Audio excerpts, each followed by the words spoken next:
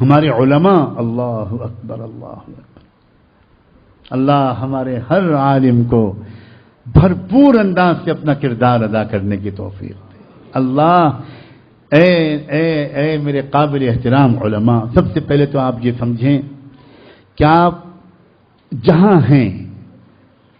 آپ اگر کسی مدرسے میں پڑھا رہے ہیں، آپ اس پڑھانے کے کام کو بہت اہم سمجھیں۔ آپ اپنے شاگردوں کے دلوں میں ایمان کی حفاظت کا درد اتار دیجئے، ان کے دلوں کے اندر ان کو قربانی کے ساتھ دین کی خدمت کے لیے زندگیاں اپنی کھپا دینے پر آمادہ کیجئے۔ آپ اگر کسی مکتب میں پڑھا رہے ہیں، آپ اگر کسی مسجد کے مکتب میں پڑھا رہے ہیں، آپ اگر کسی گاؤں کے دیہات کے چھپر میں چلنے والے مکتب کو سمجھ رہے ہیں، پڑھا رہے ہیں، تو میرے محترم علماء، آپ یہ مت سمجھیے گا کہ آپ معمولی کام کر رہے ہیں، آپ محاذ جنگ پر ہیں، اور آپ انشاءاللہ چند بچوں کو مرتد ہونے سے اور ان کی نسلوں کو ارتداد سے بچا رہے ہیں۔ معمولی کام نہیں ہے۔ افسوس، ہمارے بہت سے حفاظ قرآن، ہمارے بہت سے علماء، ان کا دل ٹوٹا رہتا ہے، وہ سوچتے ہیں کہ ہم کیا کر پائے، مکتب میں پڑھا رہے ہیں، ان کو کسی کو بتاتے ہوئے شرم آتی ہے کہ ہم مکتب میں پڑھا رہے ہیں، ان کا دل ٹوٹا رہتا ہے، ان کو احساس رہتا ہے کہ زمانہ ہماری قدر نہیں کر رہا، ان کو اپنی غربت کا خیال رہتا ہے۔ میں جانتا ہوں ان میں سے اکثر کو اپنے مہینے کے آخر میں گھر کے خرچے چلانے مشکل ہوتے ہیں۔ ان کی بیویاں جب کہیں خاندان میں شادیاں ہوتی ہیں اور شوہر کہتا ہے کہ تم تیاری نہیں کر رہی وہاں جانے کے لیے، بیوی کہتی ہے نہیں میں تو کوئی بہانہ کر دوں گی، میں تو نہیں جاؤں گی۔ تو کیوں نہیں جاؤ گی، اتنا قریبی رشتہ ہے؟ تو وہ کہتی ہے نہیں چھوڑیے، ہٹائیے، نہیں کیا بات ہے، اب میں آپ کو کیا بتاؤں، وہ تو ذرا مالدار لوگ ہیں، ان کے ہاں تو بڑے اچھے اچھے تحفے لے کے لوگ آئیں گے، اب میں کہاں سے اچھی ساڑی اور چوڑیاں اور بنتے لے کر جا سکوں گی، میں کوئی بہانہ بنا دوں گی۔ آپ فکر نہ کیجیے۔ شوہر کی آنکھ میں آنسو آتے ہیں اور وہ چپ چاپ کہیں سے قرض لے کر آتا ہے اور بیوی سے کہتا ہے کہ نہیں تم جاؤ، میں انشاءاللہ قرض ادا کر دوں گا۔ کسی کو کیا معلوم کہ ہمارے لاکھوں اساتذہ اس غربت کی زندگی گزار رہے ہیں، لوگوں کو نہیں خبر۔ اے لوگوں، ان علماء کو حقیر مت سمجھو، اے لوگوں ان مکاتب المدارس کے اساتذہ کو حقیر مت سمجھو، یہ نہ ہوتے تو اس ملک میں کلمہ پڑھنے والے نہ ملتے۔ اور اے اساتذہ حقیر مت سمجھنا، تم اللہ کے رسول کے سپاہی ہو، تم اللہ سے کہو کہ اللہ زمانہ ہماری عزت نہیں کرتا، نہ کرے، آپ تو کم سے کم اپنی نظروں سے مت گرائیے۔ اگر کہیں آپ کی نظروں سے ہم گر گئے گناہوں کی وجہ سے تو اللہ پھر ہم وہاں مارے گئے، نہ زمانے نے عزت کی نہ آپ نے عزت سے دیکھا، پھر ہم مصیبت میں ہیں۔ لیکن اللہ اگر یہ بات صحیح ہے کہ ہم محمد الرسول اللہ کے سپاہی ہیں تو ہم کو اس غربت پر ناز ہے، ہم راضی ہیں اس غربت پر، اللہ ہمیں کوئی شکوہ نہیں ہے۔ ہمارے اکابر نے ہمارے مدرسوں میں جب مدرسے قائم ہوئے، جب شروع میں دارالعلوم دیوبند قائم ہوا تو لوگوں نے اس وقت مشورہ دیا تھا، اس وقت بھی لوگوں نے مشورہ دیا تھا کہ آپ اس میں یہ بھی پڑھوائیے اور یہ بھی پڑھوائیے اور یہ بھی پڑھوائیے۔ کیا عظیم بزرگ تھے، کیا فراست تھی ان کے پاس۔ دارالعلوم دیوبند کے ایک اعلیٰ ذمہ دار حیدرآباد کے سفر پر گئے۔ اس وقت حیدرآباد میں سلطنت آصفیہ کا دور تھا، نظام حیدرآباد کے بادشاہ ہوا کرتے تھے، راجہ مہاراجہ جو کہیں آپ، وہ ہوا کرتے تھے، مضبوط حکومت تھی۔ انہوں نے بہت احترام کیا دارالعلوم دیوبند کے محتمم صاحب کا، بہت ہی احترام، بڑا ضیافت کی، بڑی قدر کی، اور ان سے نظام حیدرآباد نے، سلطنت آصفیہ کے حکمراں نے خود براہ راست کہا کہ آپ کے مدرسے کے جو فاضل لوگ ہمارے حیدرآباد کے صدر دفتر میں کام کرتے ہیں، سیکریٹریٹ میں کام کرتے ہیں، ان کی جو کام پرفارمنس ہے،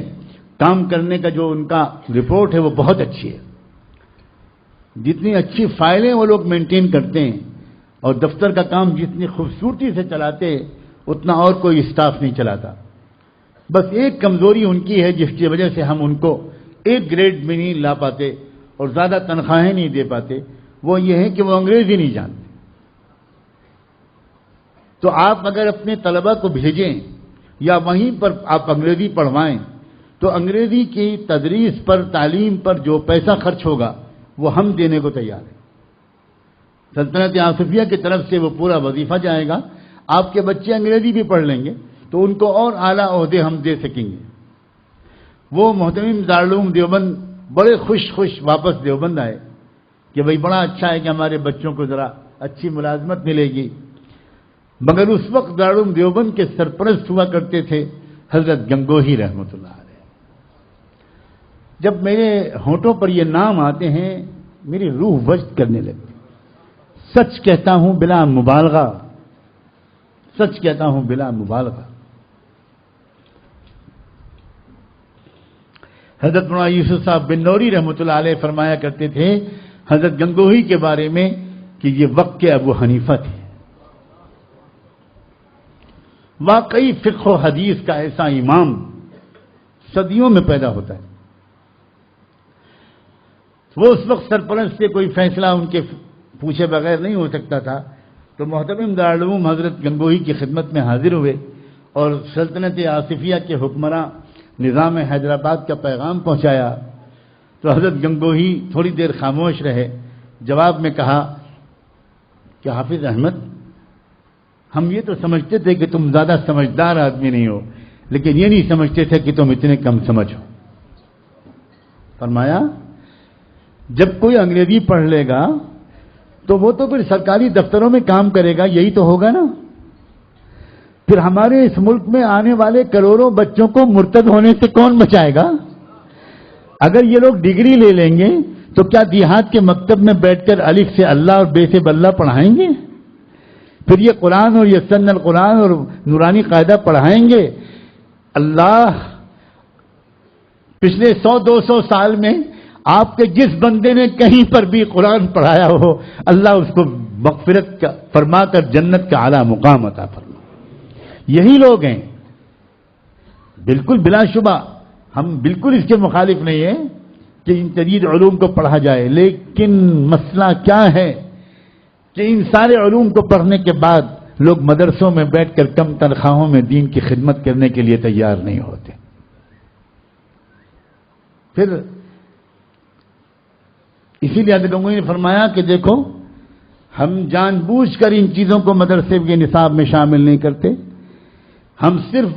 یہی چیزیں پڑھاتے ہیں تاکہ ہمارا کوئی فارغ اگر اخلاص کے ساتھ قربانی کے جذبے سے دینی علم کی خدمت کرنے کی ہمت نہ بھی کر سکے تو وہ کچھ اور کرنے کے لائق ہی نہ بنے، تاکہ وہ اپنی دال روٹی ہی کے لیے مدرسے میں پڑھائے، اس کی نیت کا حساب وہ دے گا، کم سے کم گاؤں کے 100 بچے قرآن تو پڑھ لیں گے۔ اور اسی لیے علامہ اقبال کے سامنے وہ علامہ اقبال جنہوں نے یورپ کی یونیورسٹیوں میں جا کر فلسفے میں ڈی لٹ کی ڈگری اس زمانے میں لی تھی جس زمانے میں ڈی لٹ کی ڈگری کا نام بھی شاید انڈیا میں کسی نے نہیں سنا ہوگا، اتنے بڑے فاضل جرمنی کے یونیورسٹی کے ڈاکٹر پی ایچ ڈی اور ڈی لٹ کی ڈگری پائے ہوئے علامہ اقبال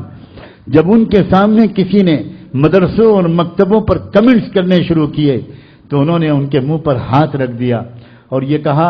جب تک میں نے اسپین کا دورہ نہیں کیا تھا تب تک میں بھی مدرسوں اور مکتبوں کو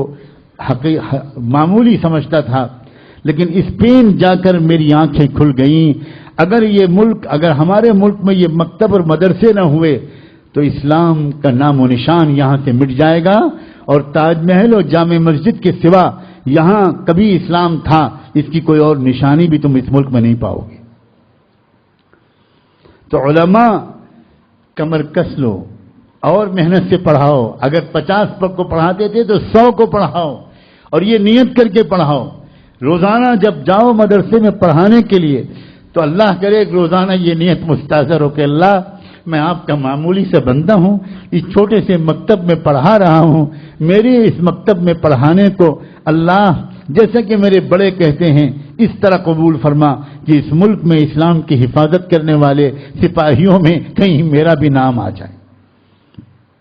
بہت بڑا کام ہے جو علماء کر رہے ہیں، اور آگے بڑھیے، آپ مساجد کے ائمہ ہیں، آپ خطبہ ہیں، تو آپ مساجد میں جو تقریریں کیجئے، جو بیان کیجئے، وہ امت کو جوڑنے والی کیجئے، امت کو لڑانے، امت کو توڑنے والا کوئی جملہ نہیں بولنا چاہیے۔ مختلف حلقے، مختلف مسلک، مختلف جماعتیں، مختلف محنتیں، ان سب کے درمیان فاصلے کم کیجئے۔ ایسی باتیں امت کے سامنے رکھیے جس سے ہر سننے والے کے دل میں دوسروں کی محبت بڑھے، دوسروں کا احترام بڑھے۔ علماء کی بہت بھاری ذمہ داری ہے، بہت بھاری ذمہ داری ہے۔ امت کی مختلف صلاحیتوں کو جوڑنا، نظر رکھنا، کون آدمی کیا کام کر سکتا ہے، جو مضمون لکھ سکتا ہے،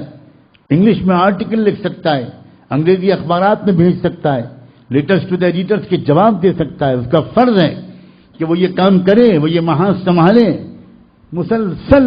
خاص طور پر انگریزی کے اخبارات میں اور دوسرے اور اخبارات میں ایسی چیزیں آتی ہیں جس سے لوگ اس پیارے دین کے بارے میں بدگمان ہوتے ہیں۔ تو جس کا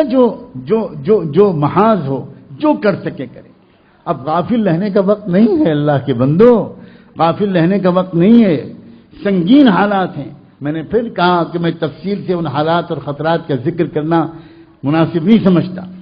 اللہ تبارک و تعالی ہمیں بس ایک ایسی ہمت اور طاقت دے دے، قربانی کا جذبہ دے دے۔ آپ تاجر ہیں، ہمارے علماء، اللہ اکبر اللہ اکبر، اللہ ہمارے ہر عالم کو بھرپور انداز سے اپنا کردار ادا کرنے کی توفیق دے۔ اللہ اے میرے قابل احترام علماء، سب سے پہلے تو آپ یہ سمجھیں کہ آپ جہاں ہیں، آپ اگر کسی مدرسے میں پڑھا رہے ہیں، آپ اس